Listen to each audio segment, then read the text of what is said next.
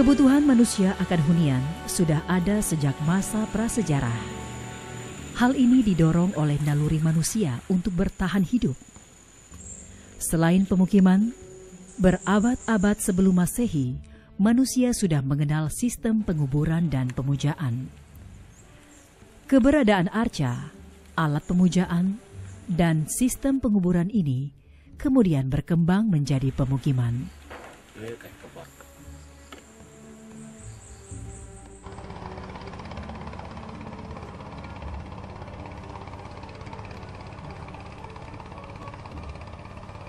Perkembangan budaya didukung interaksi antar manusia, melahirkan produk budaya yang sangat bernilai. Salah satunya, bentuk arsitektur yang kemudian mewarnai kehidupan hingga saat ini.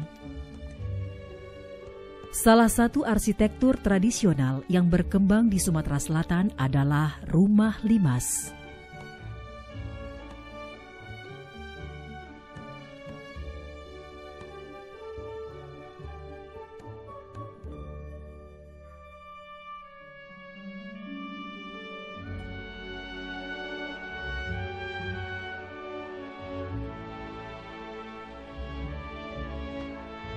Local genius adalah kata yang paling tepat untuk menggambarkan betapa tingginya nilai rasa yang terkandung pada bangunan rumah limas. Mulai dari pembagian ruang hingga ragam hias yang ada hampir di setiap bangunan rumah limas.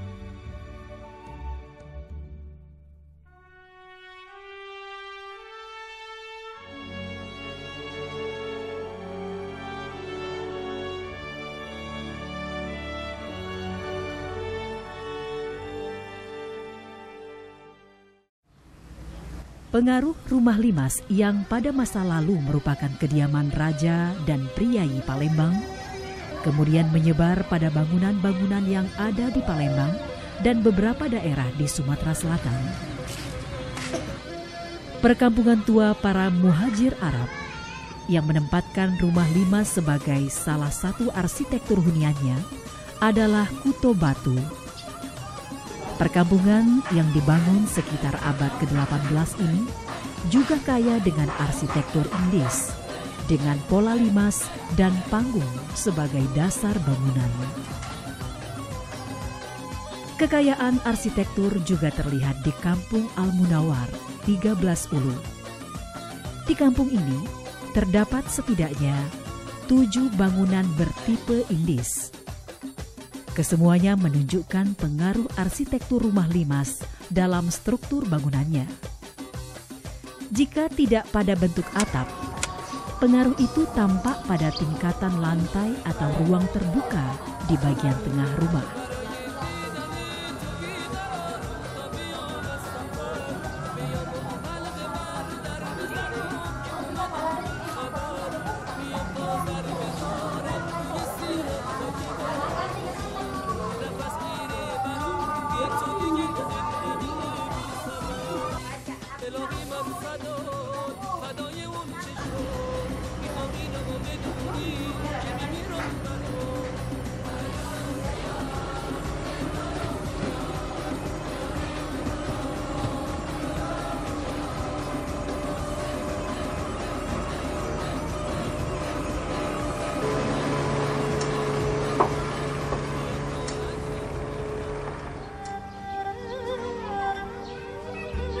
Keberadaan pemukim Cina di Palembang juga memberikan pengaruh budaya di Palembang, termasuk aspek arsitektur.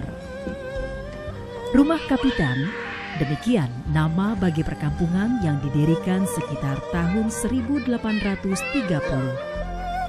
Dua rumah berarsitektur Indis dengan pengaruh kuat dari struktur rumah limas di kampung ini dikenal sebagai Rumah Kapitan dan Rumah Abung. Di wilayah sekitar kota Palembang juga terdapat bangunan rumah berarsitektur Indis dengan pengaruh limas.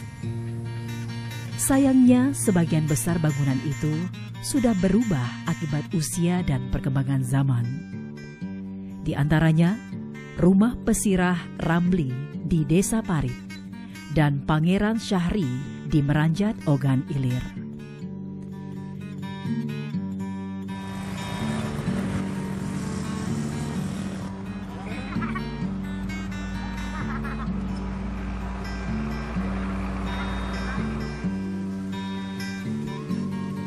Di tepi Sungai Komering, deretan rumah dengan arsitektur ulu, limas, dan indis seolah menjadi museum alam di Desa Sugiwaras, Kecamatan Teluk Gelam, Kabupaten Ogan Komering Ilir.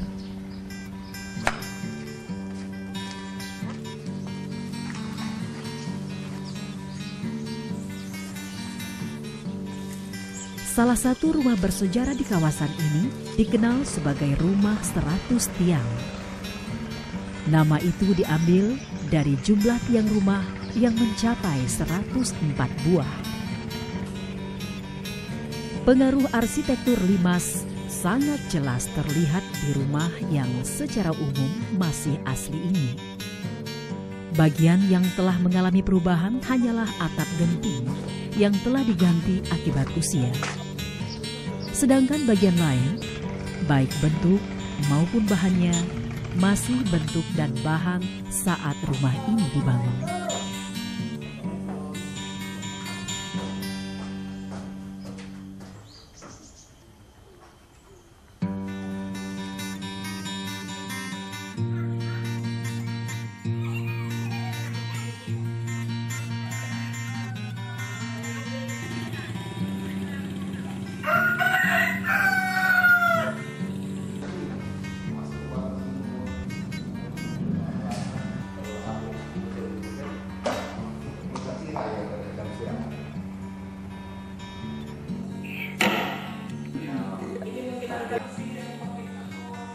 Ya. Dulu ya.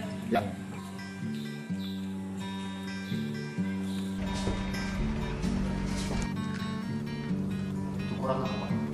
Lukisan Prada di dinding dan beberapa bagian rumah milik Pangeran Muhammad Ali Besa ini mencerminkan kekayaan dan kejayaan rakyat Sumatera Selatan pada masa lalu.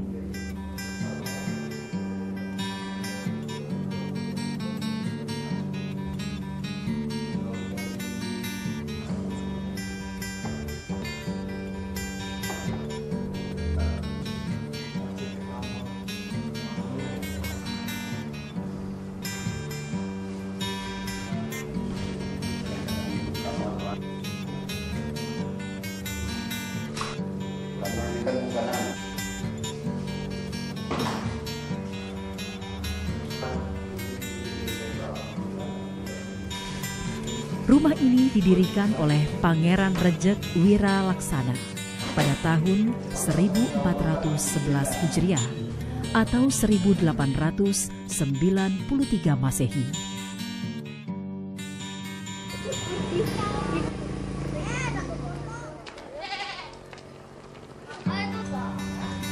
Wilayah Iliran dan Uluan Palembang, demikian sebutan wilayah pada masa lalu, memang mewakili kejayaan masanya. Bangunan rumah Pangeran Soleh, Pesirah Marga Epil, menunjukkan keunikan arsitektur tradisional. Rumah yang dibangun pada masa awal tahun 1900-an ini merupakan perpaduan arsitektur setempat dengan rumah limas. Perpaduan itu tampak pada bagian atapnya.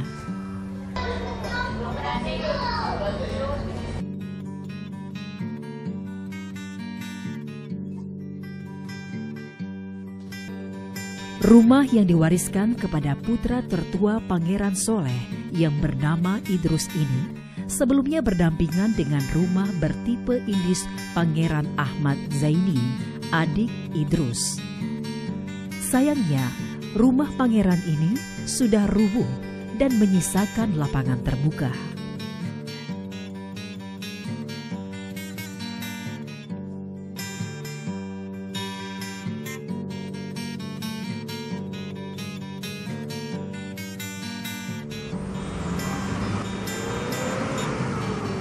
Di daerah Karang Agung, Muara Enim, terdapat dua rumah bertipe indis milik Pangeran Zainuddin, Pesirah Marga Lubai Suku II. Kedua rumah ini dikenal sebagai rumah tinggi dan rumah enden. Kedua rumah yang dinamakan sesuai nama dua istri Pangeran Zainuddin, yaitu Cek Yah dan Ningedah, merupakan perpaduan arsitektur setempat, Limas dan Eropa.